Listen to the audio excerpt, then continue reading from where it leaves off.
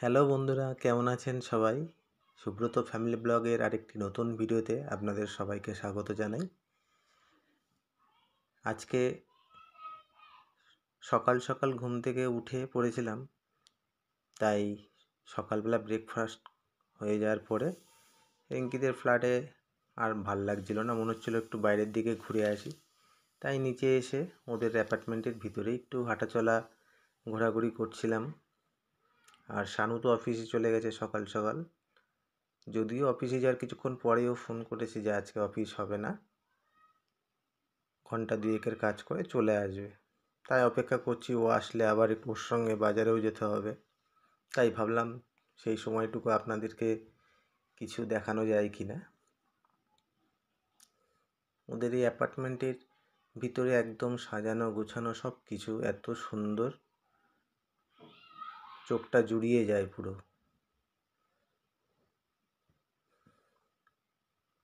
ওদের অ্যাপার্টমেন্টের এই যে বাঁদিকে একটা মেডিকেল স্টোর আছে, গ্রসারি শপ আছে, সামনেই জিম আছে। আর ওটা হচ্ছে এই রাস্তাতে দেখা যাচ্ছে গাড়ি যাচ্ছে, ওটা হচ্ছে মেন রাস্তা। একদম গেটের সামনে দিয়েই রাস্তা চলে গেছে, হাই রোড। সবসময় সিকিউরিটি থাকে। যাই হোক, অ্যাপার্টমেন্টের এই মাঝ বরাবর জায়গাটায় আছে সুইমিং পুল। এক সাইডে সুন্দর করে বিভিন্ন ফুলের গাছ দিয়ে সাজানো। আর এই যে সামনে দিয়ে যে রাস্তাটি আমি যাচ্ছি, যেখানে এখান দিয়ে ঢালাই রাস্তা নেমে গেছে নিচে, মানে একদম এটা হচ্ছে আন্ডারগ্রাউন্ডে। ওখানে আর কি বিভিন্ন ফুলের গাছ দিয়ে সাজানো এবং বাচ্চাদের খেলার জায়গা। অ্যাপার্টমেন্টের বাচ্চা যারা আছে তারা সবাই নিচে খেলাধুলো করে। আর এই বাঁদিকে যে জায়গাটা দেখাচ্ছি, এটা হচ্ছে নিচে পরপর দুটো বেসমেন্ট আছে, যেখানে গাড়ি পার্ক করার আর কি জায়গা। খুব বড় এরিয়া নিয়ে।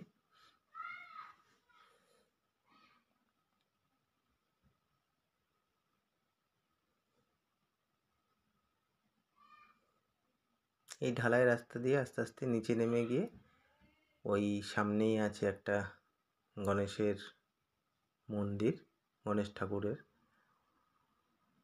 খুব সুন্দর সাজানো গোছানো, একদম পরিপাটি করে এই অ্যাপার্টমেন্টটা।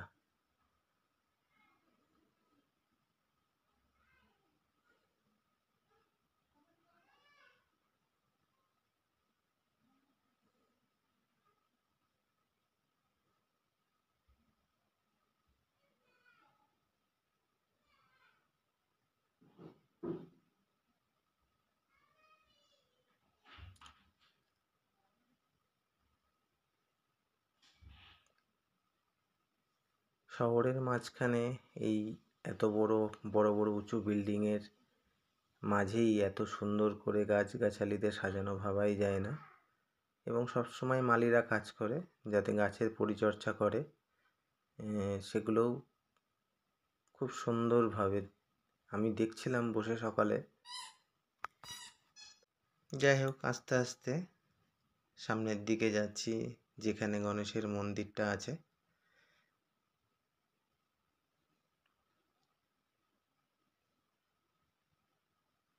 এবং এখানে বসার জায়গা আছে সুন্দর, অনেকে এসেই এখানে বসে গল্পগুজব করে বিকেলবেলা।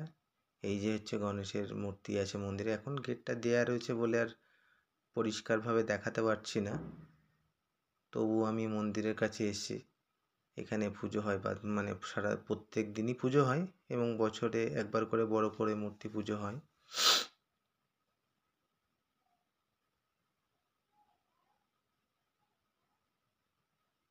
বাচ্চারা খেলছে, খুব সুন্দর লাগছিল। বাচ্চারা খুব সারাদিনই মানে ছুটির সময় আর কি খেলাধুলা করে, এই জায়গাটায় টাইম পাস করে।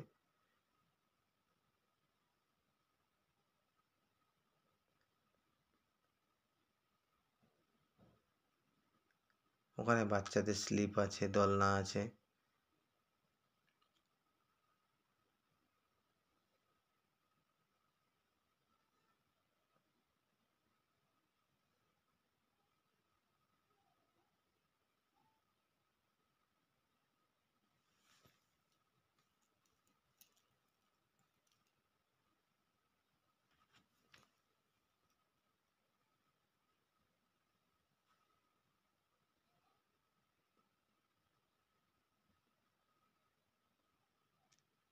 এটাও একটা ফুলের গাছ, আমি যদিও নাম জানি না, এখনো ফুল সেইভাবে না ফুটলেও চারিদিকে ফুলের গাছ লাগানো।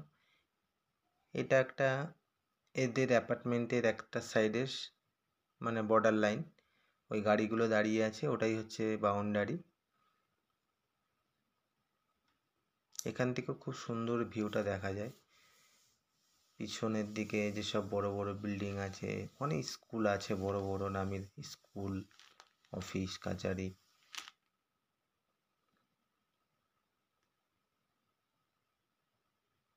এবং পুরো বাউন্ডারিটাই মানে মাঝে মাঝে মাঝেই বিভিন্ন ফুলের গাছ দিয়ে এত সুন্দর করে সাজানো, দেখবার মতো।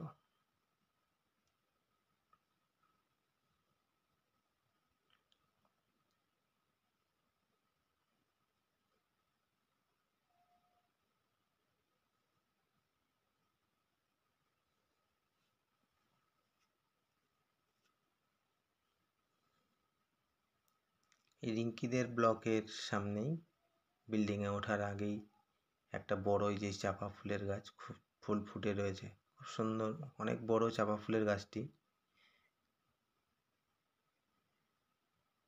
যাই হোক, শানু আসার টাইম হয়ে গেছে, ফোন করেছে, তাই ওপরের দিকে যাই, কারণ ও আসলেই আবার বেরোতে হবে আমাকে। কি মাছ রান্না করেছো আজকে? আরে আর মাছ রান্না করেছি তো, ঠিক আছে, এই বেলাটা খেয়ে নাও, আর বিকেলের জন্য চিকেন নিয়ে আসবা। ও, চিকেন দিয়ে কি হবে? হে শানু, এই শুনে নাও কি কি আনতে হবে। কি কি আনবো? চিকেন আনবি, আলু আনবি, পেঁয়াজ আনবি, আর একটু টমেটো নিয়ে আসিস, ঠিক আছে? টমেটোটা শেষ হয়ে গেছে। এদিকে একটা ব্যাগ দে না।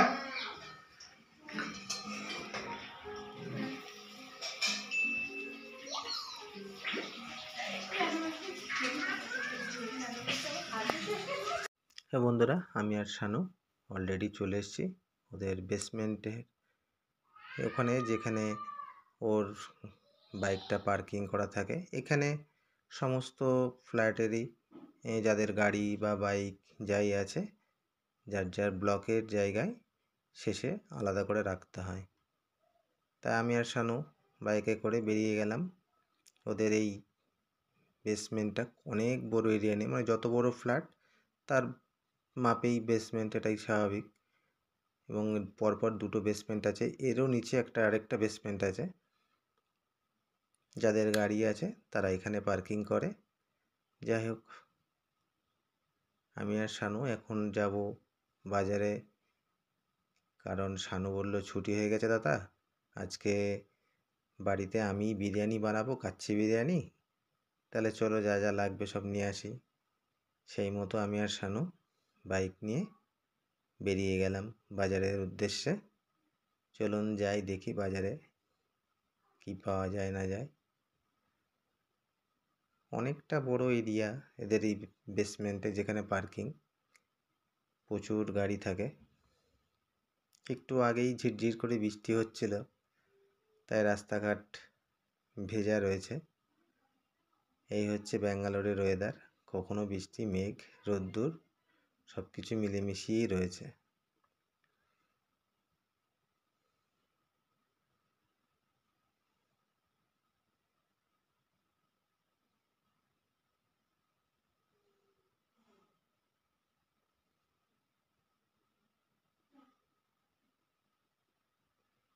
চলে এসছি ওদের বাউন্ডারির কাছে, যেখানে মেন গেট, সেখান দিয়েই বেরোতেই মুখেই হচ্ছে মেন রাস্তা।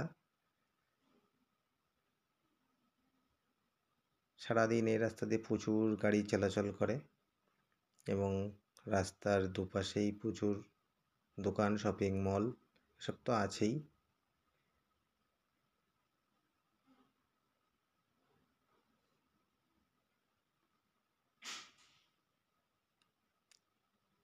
আমার খুব ভালোই লাগছিল, কারণ খুব জমজমাট এরিয়া সব সময়, এবং এরিয়াটা খুব জনবহুল এলাকা এবং সব সময় জমজমাট।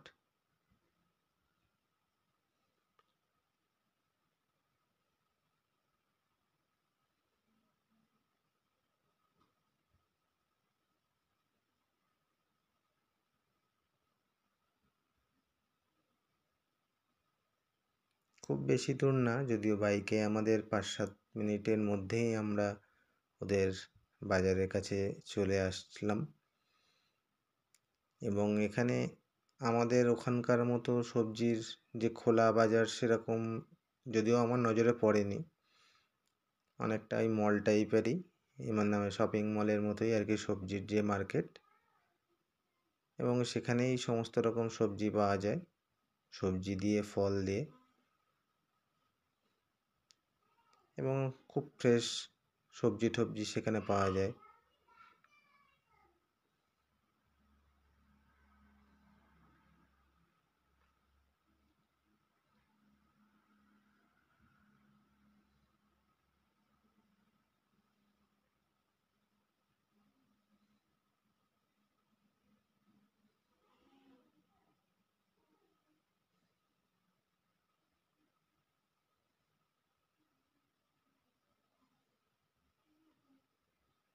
ব্যাঙ্গালোরে আজ আমাদের 6তম দিন আর কি।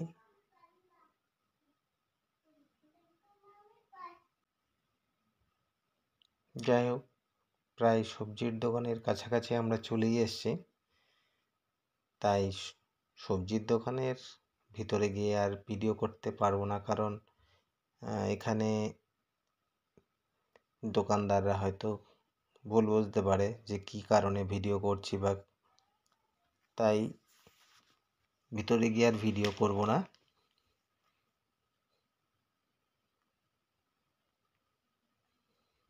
ওরা ক্যামেরা দেখলে দোকানদার হয়তো ভাববে কী কারণে ভিডিও করছি, তাকে নানান কথা বলতে হবে, এই জন্য আর ভিডিও আমি আর করব না। এই দোকানে সমস্ত রকম সবজি পাওয়া যায়। যাই হোক, সবজি টবজি কিনে চলে এসেছি আমরা চিকেনের দোকানে। যদিও সবজির দোকান থেকে আমরা আরেকটা দোকানেও গিয়েছিলাম দুধ আর দই নেওয়ার জন্য, সেগুলোও নেওয়া হয়ে গেছে, সেখানেও ভিডিও করতে পারিনি, কারণ দোকানদার হয়তো কোনো কিছু ভাবতে পারে যে কেন ভিডিও করছে, আর অচেনা লোক। যাই হোক, চিকেনের দোকানে এসেছি, চিকেনের দোকানে দেখলাম খুব একটা ওদের আপত্তি নেই, তাই চিকেনের দোকানে ভিডিওটা করতে পেরেছি। এখানে চিকেন প্রথমে মুরগিগুলো ওরা মেশিনেই পুরো ছাড়িয়ে নিচ্ছে, তারপরে যারা ছাল সমেত নেয় তাদেরকে ওই একটা হিটার মেশিন দিয়ে ওটা পুরো মুরগিটার গায়ে হিট দিয়ে তারপরে ওরা পিস করছে, আর যারা ছাল নেয় না তাদের ছাল বাদ দিয়েই করছে, আমরা যেমন নিই।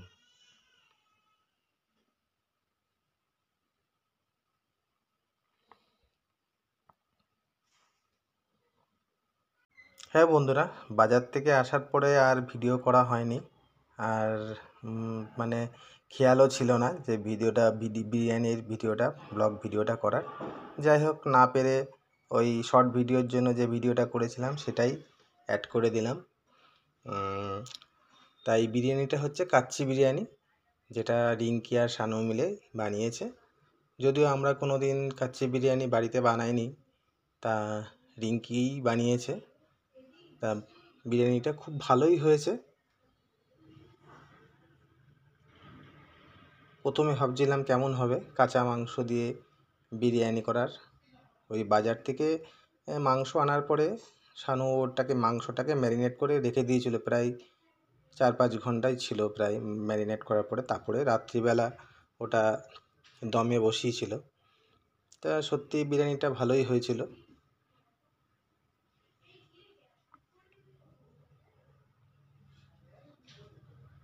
আর বন্ধুরা, যদি ভিডিওটা ভালো লাগে আপনাদের, লাইক কমেন্ট শেয়ার করবেন, আর চ্যানেলটাকে সাবস্ক্রাইব করে দেবেন। আপনারা অনেক ভিউয়ার্সরা আমাদের ভিডিও দেখছেন কিন্তু চ্যানেলটা সাবস্ক্রাইব করছেন না। প্লিজ চ্যানেলটা সাবস্ক্রাইব করবেন, যাতে আরও ভালো ভালো ভিডিও আপনাদেরকে দিতে পারি।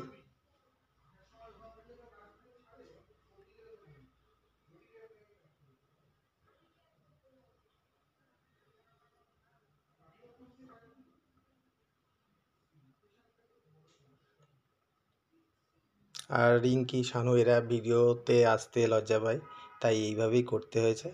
ধন্যবাদ সবাইকে।